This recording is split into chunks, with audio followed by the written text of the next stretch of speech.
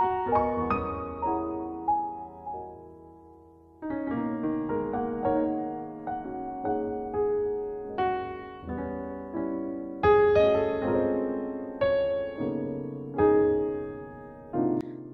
Publication থেকে প্রকাশিত caesar বাগচির লেখা আগুন পাহাড়ের পুঁথি বইটি সদ্য পড়া শেষ করলাম। সিজার বাগচির লেখা আমি এই প্রথম পড়ছি। বইটির সাবলীল লেখা আমার মন ছুঁয়ে গেছে। বইটি প্রধানত থ্রিলার ধর্মী অর্থাৎ বা রহস্যধর্মী বললে বেটার হয়। লেখক প্রতিটা চরিত্র খুব যত্ন নিয়ে গড়ে তুলেছেন। উপন্যাসের প্রধান চরিত্র শুভময় বর্তমানে একটি কলেজে বাংলার প্রফেসর। শুভময় তার পিএইচডির গাইড সোমনাথ স্যারকে যেমন ভালোবাসেন ঠিক তেমনি শ্রদ্ধাও করেন। এই সোমনাথ বাবুর অনুরোধে সে একটি রহস্য সমাধানে নামে। সোমনাথ বাবুর কলেজ জীবনের বন্ধু তীর্থপতি মিত্র। তিনি সোমনাথ বাবুর মতো বাংলার প্রফেসর ছিলেন এবং বাংলা ভাষার ইতিহাসের ওপর একটি কাজ করতে করতে মারা যান। কাজ বলা ভুল, গবেষণা করতে করতে মারা যান। তার অসমাপ্ত গবেষণাটি বা কাজটি সমাপ্ত করার ভার আসে শুভময়ের ওপর। প্রধানত সোমনাথ বাবু শুভময়কে কথা বলেন যে তিনি যদি এত বয়স্ক না হতেন, তার যদি বয়স থাকতো তাহলে তিনি এই কাজটা করতেন, কিন্তু যেহেতু উনি বৃদ্ধ হয়ে গেছেন তাই উনি তার সবচেয়ে প্রিয় ছাত্র এবং সবচেয়ে ভরসার ছাত্র যে সত্যি যে এই কাজটাকে সম্মান করতে পারবে এবং মন্দি করতে পারবে তার উপরই তিনি এই দায়িত্ব দিচ্ছেন এবং সেটি হলো শুভময়। স্যারের অনুরোধ ফেলতে না পারা শুভময়ও তীর্থপতি বাবুর মেয়ে অনুরাধার সঙ্গে মিলে বা অনুরাধাকে সাথে নিয়ে না সঙ্গে মিলেই নেমে পড়ে তীর্থপতি মিত্রের রেখে যাওয়া সংকেতের সমাধানের মাধ্যমে একটি প্রাচীন ও গুরুত্বপূর্ণ পুঁথির খোঁজে। বেশ ঝুঁকিপূর্ণ হয়ে দাঁড়ায় কাজটি। যে গ্যাং তীর্থপতি মিত্রকে খুন করে পুঁথি হাতাবার প্ল্যান করেছিল তারা রীতিমতো শুভময়ের পিছনে লেগে যায়। আচ্ছা, একটি পুঁথি এতটা কেন ইম্পর্টেন্ট হয়ে উঠেছে বলুন তো, যে যার জন্য একটা মানুষের জীবন চলে যায় এবং আরো অনেক মানুষের জীবন কিন্তু সংশয়পূর্ণ হয়ে ওঠে। আমরা যারা বাংলা সাহিত্য নিয়ে একটু আধটু পড়েছি, যদিও বাংলা আমার সাবজেক্ট নয়, আমি যেটুকু পড়েছি সেটুকু স্কুল লাইফে এবং এই বইপত্র পড়ার সুবাদে আমি যেটুকু জানি যে আমাদের বাংলার সবচেয়ে যে পুরনো প্রাচীন গ্রন্থ চর্যাপদ এবং শ্রীকৃষ্ণ কীর্তন।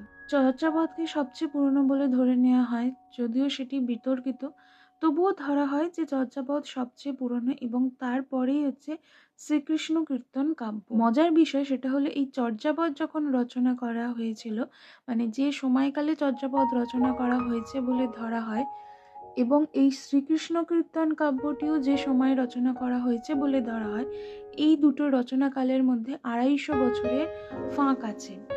এবং অনেকে মনে করে যে এই 250 বছরে কোনো পুঁথি লেখা হয়নি, আবার অনেকে মনে করেন যে না, লেখা হয়েছে কিন্তু সেগুলি এখনো অবধি আমাদের হাতে এসে পৌঁছয়নি, অর্থাৎ আমরা কোনো প্রমাণ পাইনি।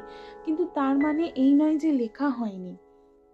এই যে সময়টাকে অ্যাকচুয়ালি বাংলা সাহিত্য যারা পড়েছে, ইতিহাস সাহিত্যের ইতিহাস, তারা জানে যে এই সময়টাকে অন্ধকার যুগ বলা হয়, যেহেতু এই সময় কোনো কিছু লেখা পাওয়া যায়নি বলে।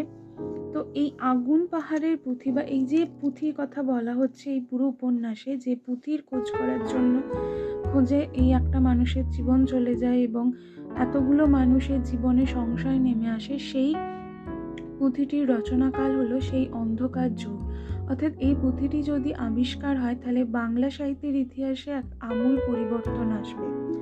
সেই জন্যই এই পুঁথিটি এতটাই ইম্পর্টেন্ট হয়ে উঠেছে। তীর্থপতি মিত্র কোনোভাবে এই ধরনের কোনো পুঁথির খোঁজ পান এবং তিনি এই পুঁথিটার ওপর কাজ করেন, কিন্তু এই কাজটা তিনি তার সবচেয়ে প্রিয় বন্ধু সোমনাথ বাবুকেও খোলসা করে বলে যান যে কোথায় পুঁথিটি আছে, কিভাবে সেই পুঁথিটা পাওয়া যাবে। তিনি কিছু সংকেত রেখে যান নিজের ডায়েরিতে এবং সেটা মেয়ের নামে, কারণ উনি জানতেন যে তার মেয়ে বাংলা ভাষার লাইনের নয়, মেয়ে হলো ইকোনমিক্সের লাইনে। তো সে এই সংকেতগুলো উদ্ধার করতে না পারলেও যখন এই সংকেতগুলো নিয়ে গিয়ে সোমনাথ বাবুকে দেখাবেন, তিনি নিশ্চয়ই এগুলো উদ্ধার করতে পারবেন। এবং এই সংকেতের ওপর বেস করে সেই পুঁথিটিও সোমনাথ বাবু উদ্ধার করতে পারবেন। কিন্তু আনফর্চুনেটলি উনি মারা যান এবং পুঁথিটি অধরাই থেকে যায়। এবার দেখার বিষয় যে শুভময় সেই পুঁথিটি খোঁজ পায় কিনা এবং সেই পুঁথিটি উদ্ধার করে কিনা, সেটা জানতে হলে তো অবশ্যই আগুন পাহাড়ের পুঁথি বইটি পড়তে হবে। বাংলা ভাষা আমার মাতৃভাষা, কিন্তু এই ভাষার সম্বন্ধে আমার জ্ঞান অনেক কম, এবং এই ধরনের বাংলা ভাষার যে ইতিহাস তার উপর বেস করে লেখা কিছু পড়তে আমার খুব ভালো লাগে। যেমন এর আগেই আমি একটি বই পড়েছি, প্রীতম বসুর লেখা চৌথপীঠ চর্যাপদ, যেটার ডিটেলস রিভিউ আপনারা আমার চ্যানেলে পেয়ে যাবেন। আমি না হয় এই আই বাটনেও দিয়ে দেবো, এই ভিডিওর ডেসক্রিপশন বক্সেও পেয়ে যাবেন, দিয়ে দেব। কিন্তু এই প্রীতম বসুর চৌথপীঠ চর্যাপদও কিন্তু চর্যাপদের ওপর একটি লেখা, থ্রিলার ঘরানার লেখা, এবং সেটাও খুব সুন্দর, এবং এই আগুন পাহাড়ের পুঁথিও খুব ভালো। আমি পরপর দুটো বই পড়লাম যেটার থ্রিলার ধর্মী, এবং দুটো বইয়ের মূল যে কাহিনী বা মূল স্তম্ভ সেটা আমাদের বাংলা সাহিত্যের ইতিহাসের, এবং পড়ে আমার খুবই ভালো লেগেছে। এবং নিজের মাতৃভাষা যে ইতিহাস সেটা সম্বন্ধে যে এতটা কম জানি, সেটা সত্যি লজ্জার বিষয়। এবং এই বইগুলো এবং এই সংক্রান্ত আরও অনেক ইনফরমেটিভ বই পড়ার ইচ্ছা আমার রইল। যদি এই বাংলা সাহিত্যের ইতিহাসের ওপর বেস করে আরও কোনো লেখা বেরিয়ে থাকে, তাহলে আমাকে প্লিজ জানাবেন, আমি সেগুলো পড়তে চাই। সেগুলো আমাকে কমেন্ট করে অবশ্যই জানাবেন। এবং এই বইটি, আগুন পাহাড়ের পুঁথি বইটি না অনেক কাল অ্যাকচুয়ালি আউট অফ প্রিন্ট ছিল। আমি অনেক দিন ধরে খুঁজছি, কারণ এই বইটি পড়ার খুব ইচ্ছা ছিল, বাট এই রিসেন্টলি মনে প্রিন্ট হয়ে এসছে। 2023-এর যে প্রিন্টটা সেটা আমি পেয়েছি, তবে 2023-এর প্রিন্ট লেখা থাকলেও আমি বইটি কিন্তু 2024-এ রিসেন্টলি পেয়েছি, একদম রিসেন্টলি, কারণ তার আগে অবধি সব আউট অফ স্টকই দেখিয়েছে। আমি আনন্দর যে কলেজ স্ট্রিটের যে বিপণিটি সেখানে খোঁজ করেছি, প্লাস সারা কলেজ স্ট্রিট জুড়ে খোঁজ করেছি, কোথাও পাইনি। তো আমি যখনই আনন্দর দোকানে এটা দেখতে পাই এবং সেটা সঙ্গে সঙ্গে নিয়ে নিই। এই বইটির মুদ্রিত মূল্য 300 টাকা অ্যাকচুয়ালি, এবং উত্তরোত্তর আনন্দের বইয়ের দাম তো ডেফিনেটলি বেশি, সবসময় বেশি, কিন্তু আনন্দর একটা আনন্দ যে কোনো বই আপনি চোখ বন্ধ করে কিনতে পারেন, কারণ এরা কোয়ালিটির সাথে কখনো কম্প্রোমাইজ করে না, লেখার কোয়ালিটি অলওয়েজ ভালো। আনন্দ পাবলিক করছে মানে লেখার কোয়ালিটি যথেষ্ট ভালো বলেই পাবলিশ করছে। এবং সিজার বাগচির এই বইটিও আমাদের হতাশ করবে না পাঠকদেরকে। আনন্দর বই মূলত আমি একটু কমই কিনি, কারণ দামে হয়তো আমাদের অনেকটা বেশি হয়ে যায়, বিশেষত আনন্দের মোটা গল্প সংকলন বা যে কোনো মোটা বই তো বাবারে 1100-1200 কাছাকাছি দাম পড়ে। ছোট বইগুলো, পাতলা চটি বইগুলো 300-350 টাকা করে দাম।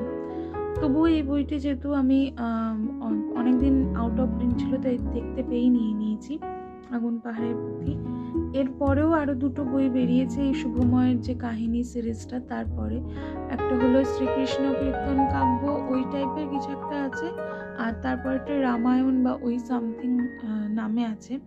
তো সেগুলোও পড়বো এবং আপনাদের সাথে শেয়ার করবো, আপনাদের জানাবো না, আপনাদের সাথে শেয়ার করবো যে সেই বইগুলো পড়েও আমার কেমন লাগলো। যাদের কাছে এই বইটি নেই এবং যারা এই বইটি পড়তে ইচ্ছুক, তারা অবশ্যই আনন্দ থেকে কিনতে পারেন। এছাড়াও বইমেলা চলছে এবং সামনেই কলকাতা বইমেলা আছে, সেখান থেকে কিনতে পারেন। এছাড়া এই আগুন পাহাড়ের পুঁথি যারা বই পড়ার সময় পান না বা বই পড়তে অতটা ভালোবাসেন না, বাট গল্প ভালো লাগে, শুনতে ভালো লাগে, তারা কিন্তু অডিও স্টোরিতেও খোঁজ করতে পারে। যেমন আমি বলতে পারি এই আগুন পাহাড়ের পুঁথি অডিও স্টোরি আছে মির্চি বাংলার, সেখানেও কিন্তু আপনারা মানে সেখান থেকে আপনারা শুনেও নিতে পারেন যদি খুব অসুবিধা হয় পড়তে। তবে অবশ্যই গল্প শোনা আর গল্প পড়ার মধ্যে আকাশ পাতাল তফাৎ। যেমন যেটা আমরা বলি যে কোনো গল্প থেকে সিনেমা হলে সেটা দেখা, সেই গল্পটা পড়া বই থেকে, সেটা যেমন তফাৎ থাকে, এটাও তেমনি। তবে ওই আর কি দুধের স্বাদ ঘোলে মেটানো যাকে বলে, সেরকম ব্যাপার। তবে অবশ্যই আমি বলবো বইটা পড়ুন, কারণ বইটা পড়ে যে থ্রিলার, সেটা যে অতটা উত্তেজনা আপনি অনুভব করবেন বা পড়তে ভালো লাগবে, রসবোধ আপনার মধ্যে সঞ্চারিত হবে, সেটা কিন্তু অন্য কোথাও পাবেন না।